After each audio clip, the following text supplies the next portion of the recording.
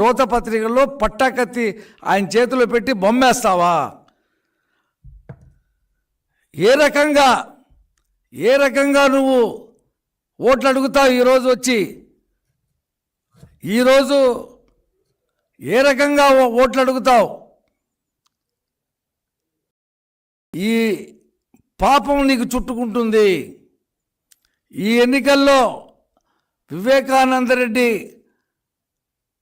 Murder ప్రధాన సమస్య అవుతుంది. నీ సొంత కుటుంబ సభ్యులే నీ మీద ఏలెత్తి చూపిస్తూ ఉన్నారు. సిబిఐని భయభ్రాంతులకు గురి చేసిన విషయం రాష్ట్ర ప్రజలందరికీ తెలిసిపోయింది. కాబట్టి ఇవాళ ఈ హత్య రాజకీయాలు చేసేటువంటి వ్యక్తి ముఖ్యమంత్రిగా ఉండకూడదు అని చెప్పి నీ చిన్నమ్మ చెప్పింది.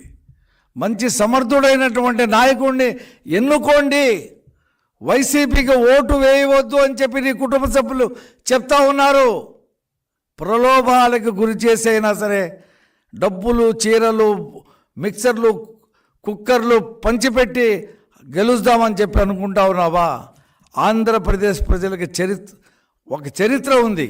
విఘ్నులైనటువంటి ఆంధ్రప్రదేశ్ ప్రజలు నీలాంటి హత్యా రాజకీయాల్ని సమర్థించేటువంటి వ్యక్తుల్ని సపోర్ట్ చేయరు. ఇవాళ కుట్టినటువంటి వ్యక్తి నీ సొంత మామ, అతను మరణించాడు. అతని మరణం కూడా అనుమానాస్పదం అంటూ ఉన్నారు. అంతకుముందు గంగాధర్ రెడ్డి, శ్రీనివాసరెడ్డి వీళ్ళందరూ కూడా చనిపోయారు. వాళ్ళది కూడా అనుమానాస్పదం అంటూ ఉన్నారు. కాబట్టి ఈ వివేకానందరెడ్డి విషయంలో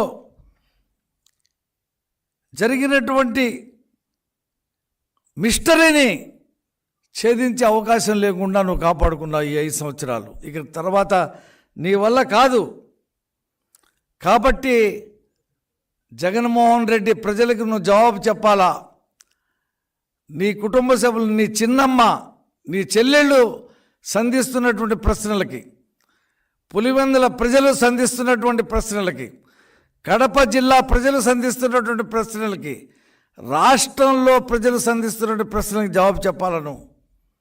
మసిపూసి మారేడుకాయ చేసి ఈ రకంగా నువ్వు హత్యా రాజకీయాలు ప్రోత్సహించి కేవలం పార్లమెంటు సీటు తను కానీ, లేకపోతే షర్మిల కానీ, లేకపోతే విజయమ్మ కానీ పోటీ చేయాలని చెప్పి పట్టుపట్టినందుకు మనిషినే చంపేస్తారా? ఇదేం రాజకీయాలు? ఇదేం పద్ధతులు? సిరీస్ మర్డర్లు చేస్తారా? కాబట్టి జగన్మోహన్ రెడ్డి నీ చరిత్ర రక్త చరిత్ర. మేము తెలుగుదేశం తరఫున పుస్తకం వేశాం, రక్త చరిత్రని, జగనాసుర రక్త చరిత్రని పుస్తకం వేశాం. దానికి కూడా జవాబు చెప్పలేనటువంటి స్థితిలో మీ పార్టీ ఉంది. కాబట్టి నీ హత్యా రాజకీయాలు, నీ అవినీతి రాజకీయాలు, నీ దోపిడీకి ఇక తెరబడినట్టే. 3 గంటలకు కూడా వస్తూ ఉంది. ఆ తర్వాత ఎన్నికల అనంతరం నువ్వు మాజీ ముఖ్యమంత్రి, నీకు పాపం చుట్టుకుంది. ఒక పక్కన కోడికత్తి సీనుని అన్యాయంగా 5 సంవత్సరాలు జైల్లో పెట్టావు, పొడిపించుకున్నావు.